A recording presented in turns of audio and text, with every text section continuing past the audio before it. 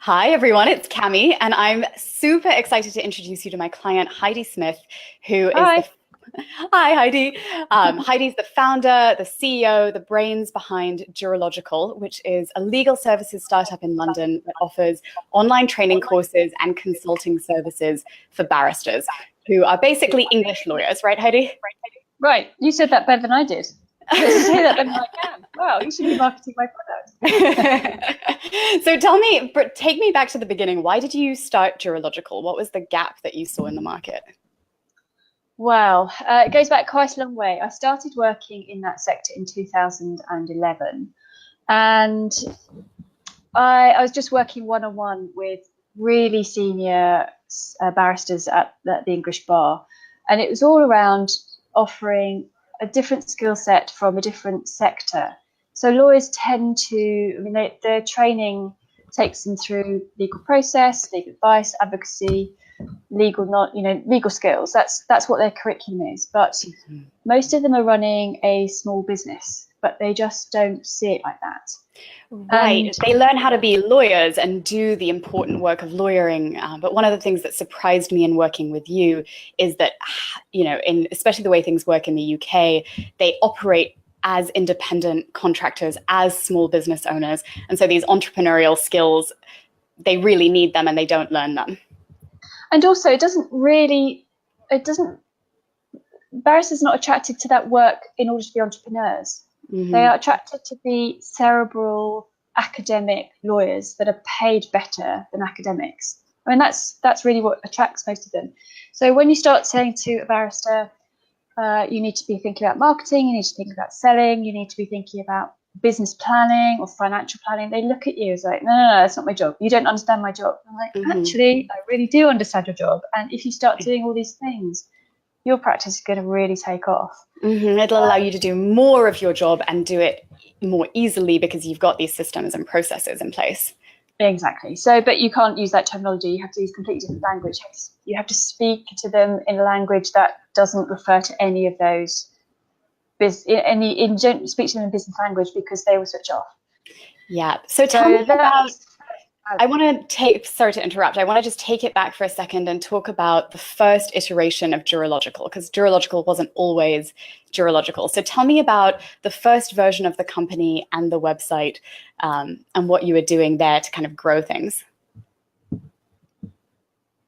Okay, so when it started, I set up two legal services, one to support litigation and one to support transactions. And it was all to do with litigation cases in London, and all with Russian parties. And I'm a Russian speaker, and I have that service that was providing and public record searches, background searches, but all in Russian. And it's one-on-one practice, but one-on-one only takes you so far. You to scale, or to sort of, it's really gone. I really had no idea. I knew what I needed to do. I just had no idea how to do it. And then I did B school last year, and so that's when I did B school, I had the idea. So I went into B school with the idea, but not the skills to do it. So during B school, seeing something together, and I had I had a go at working with one website, but it beats me in B school. The more I realised what I needed to do online, and that wasn't that kind of developed static site, and could deliver a static site quite well, quite quickly, but as it was asking them actually in their skill set. And the more I learned from B school, the more I engaged with other B schoolers, the possible I understand the scope of what I needed my website to do to achieve what I wanted to achieve. Yeah. Sorry, go ahead. Yeah, sorry, stood down the first developer, and we just agreed to part company because my needed when you work with a B school, everyone has the same terminology and language, so it just, I threw together a website, and it was all right. It was enough to get me started. It was easy to actually do that.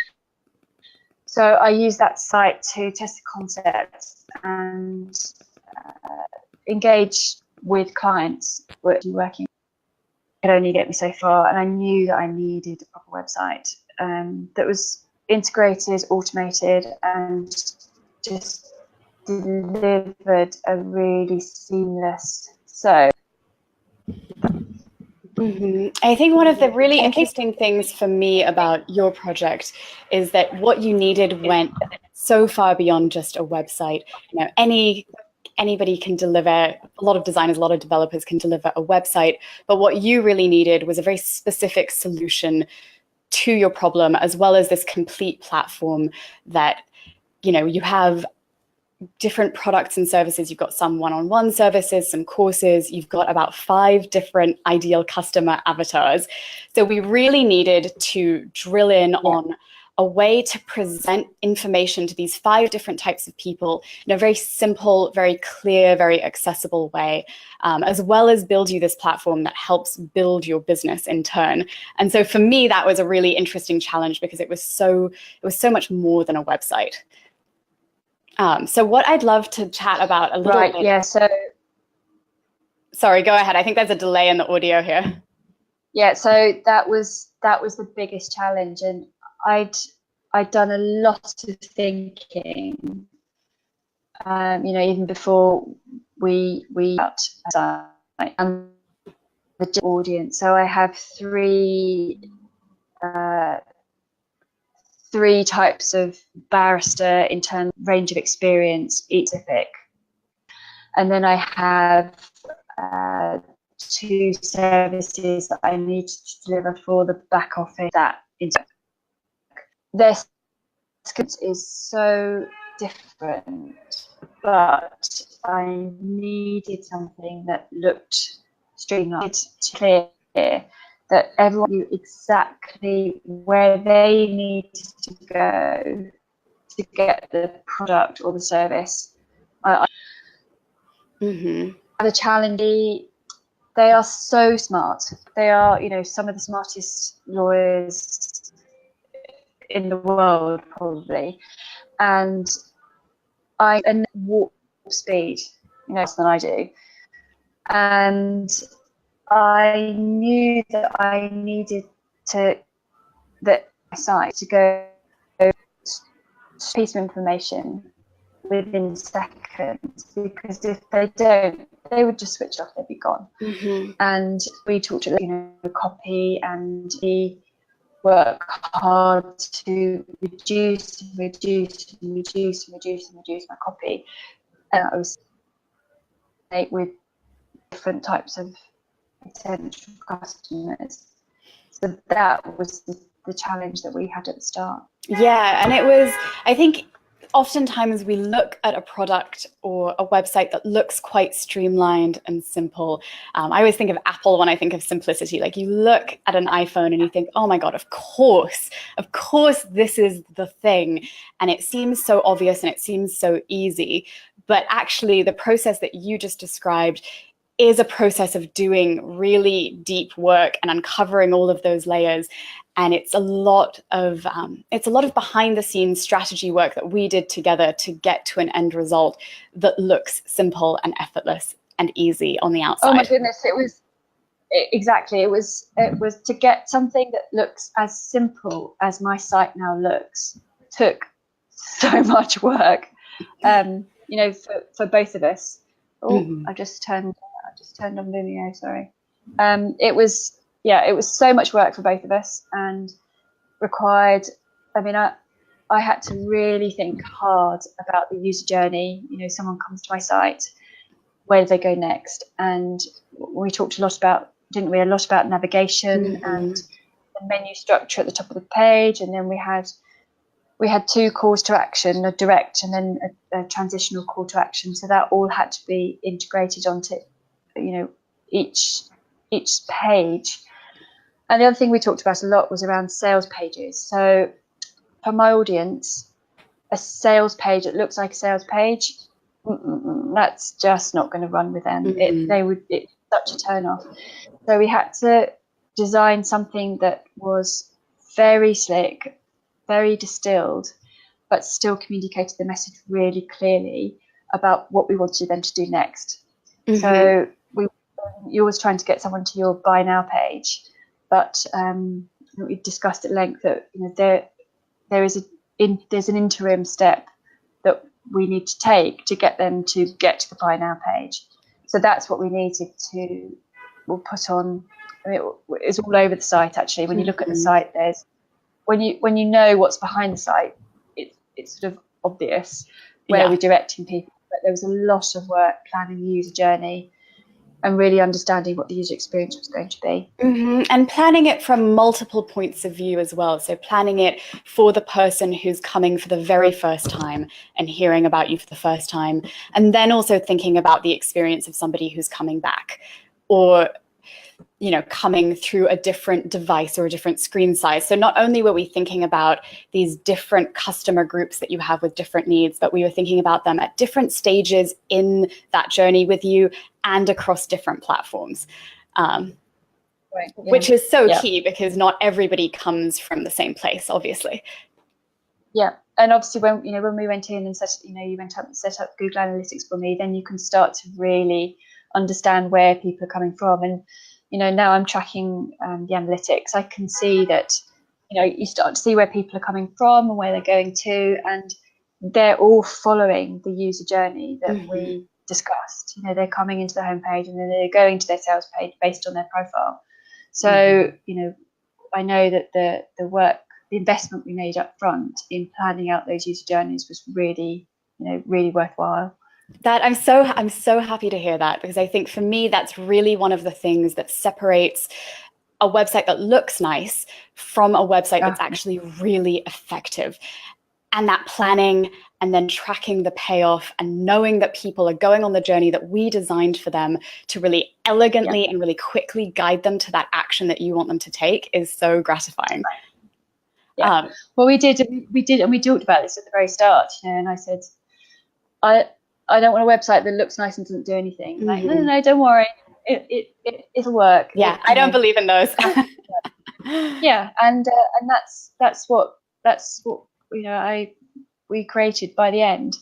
So, and it's working. It's working, and I don't go through that awful website shame, which I had with my own DIY website. I mean, I know that it is possible to build your own website. I mean, I get that, but I didn't want a DIY website. With my audience, that they would just bounce off within seconds.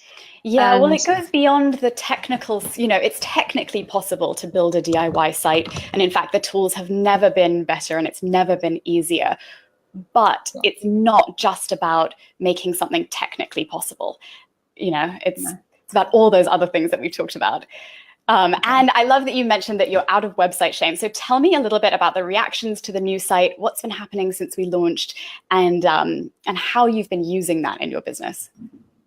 Sure. So, well, I was at a conference last week. So it was a big conference by one of the legal journals organised last week called the Business Leader Summit. And I went along and I decided not to take business cards, but I thought, well, I'd just get people on my site. What a great, place to get people on my site. And so I was talking to people and networking, and they're asking what I do. And I said, well, I've just, been working on this project for the last 6 months. And, that wasn't the time to build the website. It was, all my content development, because I'm selling courses online. So there's obviously all the content that I needed to develop and setting up my learning management system, all that kind of stuff.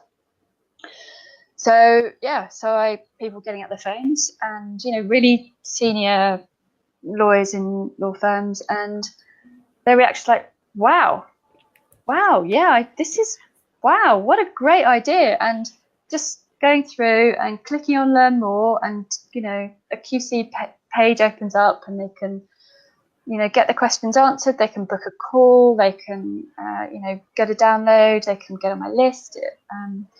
And the reaction was really, really positive. And because of some, I'm going to do some other sort of change consulting work in London, and I've got 3 interviews lined up next week as a direct result of being at this conference last week and showing people this fabulous website, because it's absolutely crystal clear what it is. So what it is, who the customer's for, what the offering is, and what they need to do to get it. And because it looks so sleek, and because it's functional, and because you click a button and it actually goes to what you expect it to do, it's very, very persuasive. So and we launched at the beginning of September, and the first program. So I needed the website to be ready by the beginning of the new league. Right, because you had a very hard launch date for that first program. Yeah, it had to be, and it's because the 1st of October is the beginning of the legal year in the UK. So I wanted to launch my first program to coincide with that, but I needed September to market those services. So particularly this first program. So my plan was to market it on LinkedIn, and I had a list that I've been building for some time. So I had several campaigns set up, which you helped me set up in MailChimp. So I was ready, and I had video, and that was all set up with thank you pages and hosting pages, so I could take people directly to those pages. And actually that was beyond the scope of what we'd originally agreed, but there were a couple of additional pages, actually more than a couple, about 5 or 6 additional pages that you set up, and I'm very grateful that you did that for me, because it just adds a level of additional professionalism to my marketing. So yeah, thank you very much. It's really important to me to find the right solution for the right problem, and not get so hung up on, the tiny little details. If we need to, by the point that we were adding extra pages, we had the core design of your site solidified, we had things nailed down. So when I saw that you needed an extra page, it was very simple for me to be like, okay, this is going to be the best solution to her problem. Let's just go ahead and do it.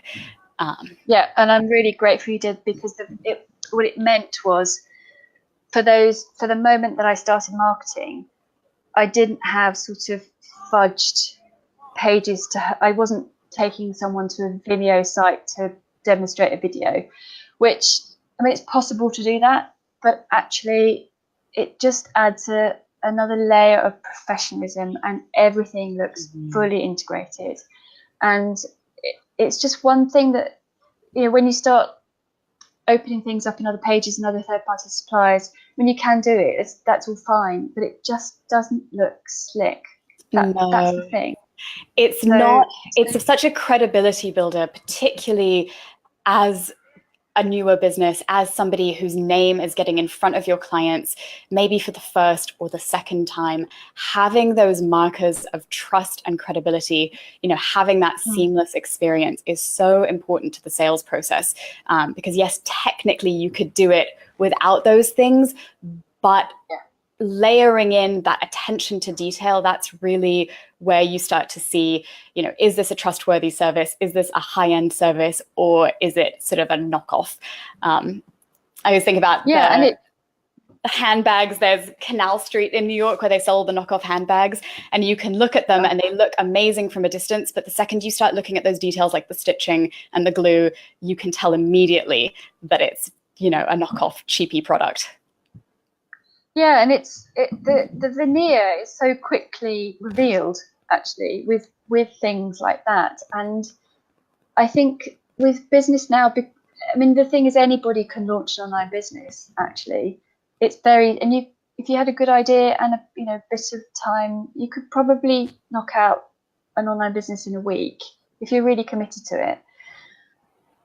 But the reputational risk of doing that, particularly in my sector, it's not you just have one go at it, but you can't keep just delivering something that's a bit substandard, because people just say, oh no, another online business trying to make money out of lawyers. That's the response. So yeah, it's a really good analogy, sort of knockoff handbag on Canal Street. Yeah. I want a Bond Street sort of website. Yeah, exactly. Particularly for your customer who is super smart, very discerning, very short on time, has a bullshit radar a mile wide. You need to give them the good thing.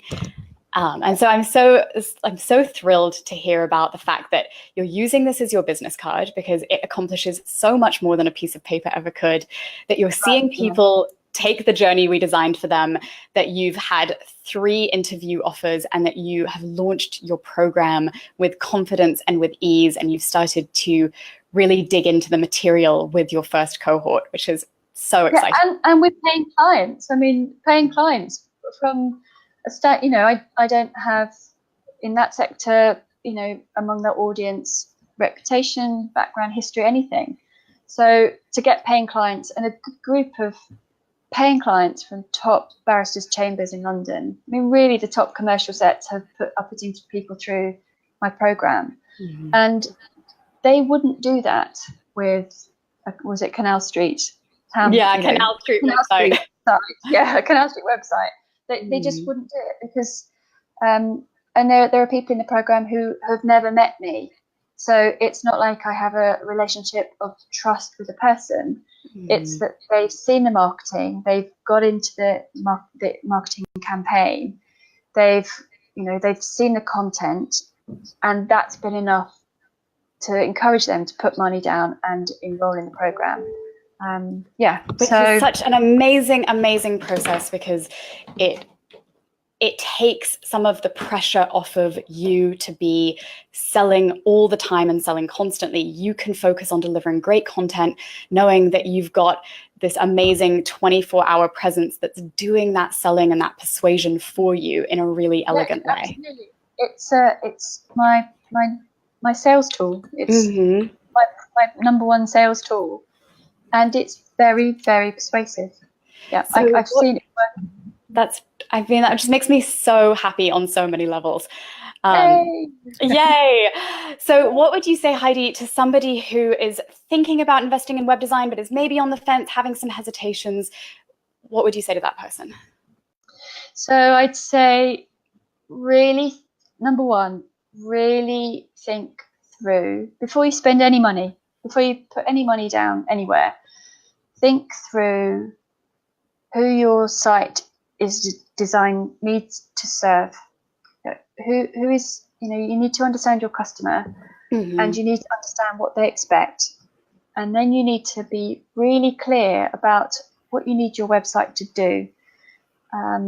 So is it an information site? Is it a product selling site? Is it a vehicle by which you're going to advertise something completely different? Is your product, a byproduct? Is your product the excuse for selling something else? And really think about what you want when someone lands on your site. What do you want them to do? I think that's probably the most important thing. This is a great point. Like, you need to know, you don't have to have all the how-tos or the technical details figured out, because that's my job, but you do need to know what you sell, who you sell it to, and generally how you'd like them to buy it from you. Yeah. And I mean, there are other things like, how you want to collect payment from people. Do you want to do it online or offline? So that's that's quite important to decide, up front. Do you need to be scheduling time with people? Do you want to integrate your calendar? Do you want to, how are you going to deliver your content? If you're delivering online courses, what do your integrations need to be? How are you communicating with your clients? Are you going to do that via your website? If so, what are the integrations you need with that?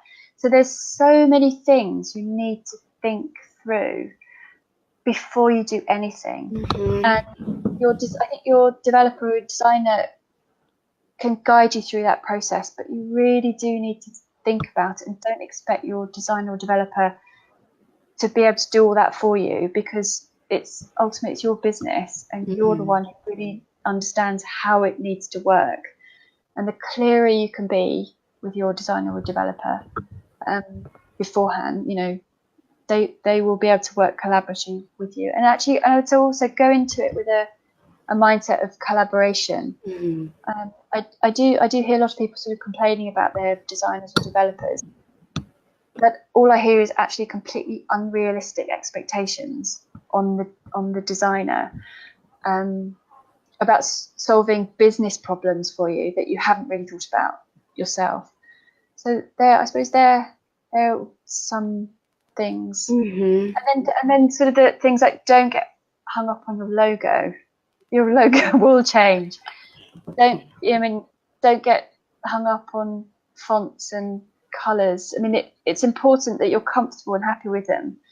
And before you go into sort of massive graphic design, obviously you need to be confident that your colours and your fonts will, last for a few years. Not the most important thing. No, that strategy foundation is the most important thing. And then your colors and logos are the icing on top of the cake, but they should never be the first thing that you talk about, ever.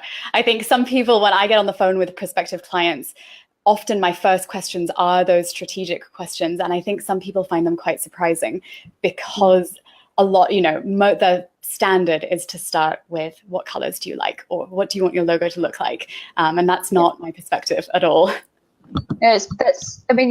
You do need them, but they're so peripheral to everything else that you need to decide first.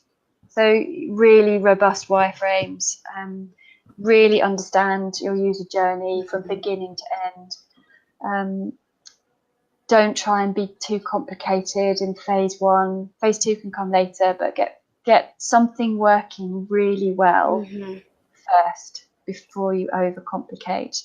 Yes. If you have I was going to say that, with the right kind of designer on your side and on your team, what you really end up with is a strategic partner who can collaborate with you to suggest the best solutions for scheduling software, give you those options that you can research without having to go in the Facebook group and ask, 100 people who may or may not know what they're talking about.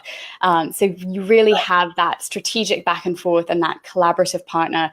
And then at the end of the day, you get a beautiful website, as kind of a happy end product.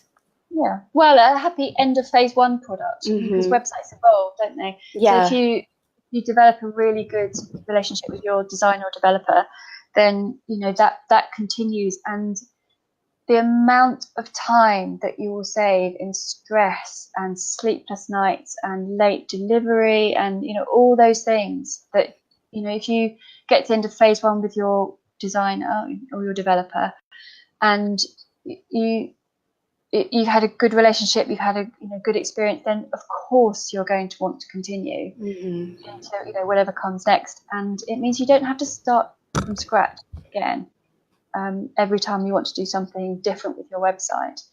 So there are things obviously in my website that I will continue to maintain, update, and which is one of those important things, actually. I'm glad you mentioned that, because for me, it's really important that you know how to update and maintain your own site, even if you're not the person doing it day to day, even if you decide to, hire and help down the line or go to phase two of that project. But I want you to have that base. I want all my clients to have that baseline understanding. And so what we did together when your site launched is, after it was live and we'd celebrated, we met for an hour training session, and then we had a month of follow-up support. So now when you're thinking about, okay, I want to tweak this copy on this page, I want to swap out this image, you can go ahead and, I've seen you do it actually, you can go ahead and do that without any problems. Yeah, so I'm totally confident to do that. I will be doing that, and I'm doing that already. Good. And you gave me a great blog page, so there's a great template. So I'm not recreating every time I go and create a blog post. I'm not recreating the wheel. I just go in, select a template, and drop in my copy. So nice and easy. It's what we want. Yeah. So your job is to create the content and to deliver the best thing you possibly can to your clients, and my job is to make that as easy as possible for you. Right, which it does. So I can draft. I mean, it might take me a while to draft what I want to put in my blog, but once I'm ready to put it in my website, then it's go into WordPress, open up a new post, drop the content in, format it, click send, and then it's beautiful. It has a really nice header, images. It's really, I've got a great resource library now for images, so that makes my job really easy. So that's, I mean, it's just, what it's done is just it's taken away the stress of having to manage something that doesn't really work very well, which is what I had before. I had something that worked okay. It was a sort of starter, beta, pilot, try this idea out website, and that was fine. And it was good to have gone through that process to understand a lot more about sort of design and development myself before I went ahead. And I mean, I always knew that I would create a great website at some point. It's just I needed to be really clear about what the service was I wanted to offer. And by the time we got to work together, I really knew what I wanted to create, so we could work, you know, to create something that was going to really work for what I'm creating. Yeah, which I love. Don't think I can emphasize the importance of that enough. Just the clarity piece of things. You know, we can work together to build basically anything and to create any kind of user journey you want, but having an idea of where you want to go before starting a big project is so key. So I think that this is a really great point to wrap up on, because it's such an important one. So to wrap us up, Heidi, tell me and the people watching where we can find you online, and how to stay in touch with you. Great. Okay, so my site is jurilogical.com. My name's Heidi Smith. So my site is live. I'm in London. Happy to talk to anybody about my experience of working with Cami. It was fantastic. Can't recommend Cami highly enough. I recommend her to everybody. So you have to book time in. You have to book time in with Cami quick, because she's a busy lady, and rightly so, because the service. Something I didn't mention actually was the way that you beautifully project manage not only the project but me. So I'm quite demanding. I know that. I knew exactly what I wanted, and I come from a professional services background. So I insist on really good project management with pretty much everything I do. And your project management service, the way you manage the project, the tools that you used, and the way you manage deadlines, and communicated clearly where we were in the process and when each phase was developing, and also actually what I needed to do, what my responsibilities were. You're very clear on communicating that to me about what I needed to deliver, by when, in what format, so that you could do what you needed to do. And at the end, we went live on time, exactly on the day we agreed, exactly on the budget that we agreed, in advance. So I can't recommend Cami highly enough. I recommend her to everybody, and she is the only web developer designer I would like to work with. So I'm really glad that we've had a great phase one. Well, that means the world to me, Heidi. It was such a pleasure working with you to launch this company and really build in that strong foundation to set you up for short-term and long-term success. So I can't wait to see what's next for you in Jurilogical. I'll pop that link in the description so you guys can go check her out. And if you want to stay in touch with Heidi, if you're curious to know what she's up to, she has a great email list as well. Great. Thank you. Thank you for joining us, Heidi, and thank you so much for watching, and I'll talk to you soon.